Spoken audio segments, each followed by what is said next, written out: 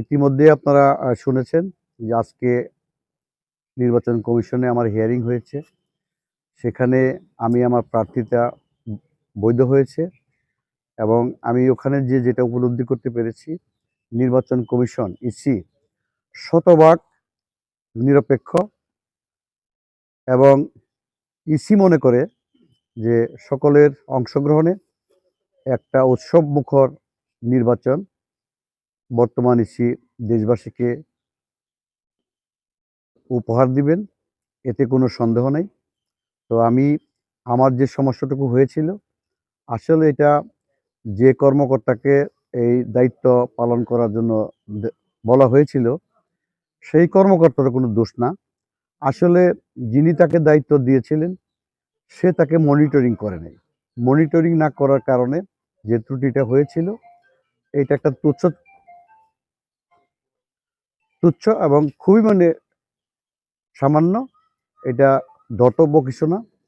তো কমিশনে আমি যাওয়ার পরে কমিশনকে আমি বলেছি, কমিশন আমার কথা শুনে কমিশন ন্যায় বিচার করেছে এবং আমার কথাটা যথাযথ ছিল।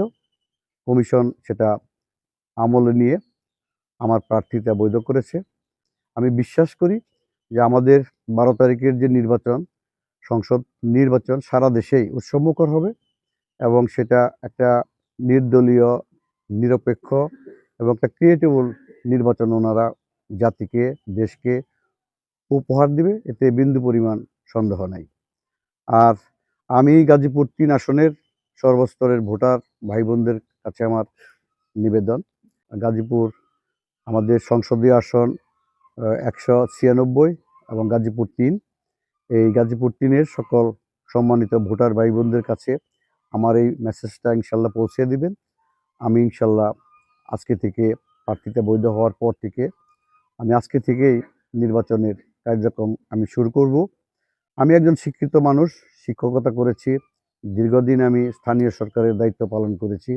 আমি ১৫ বছর মির্জাপুর ইউনিয়ন পরিষদের চেয়ারম্যান ছিলাম। আমি ৩ বার গাজীপুর সদর উপজেলার চেয়ারম্যান হয়েছি।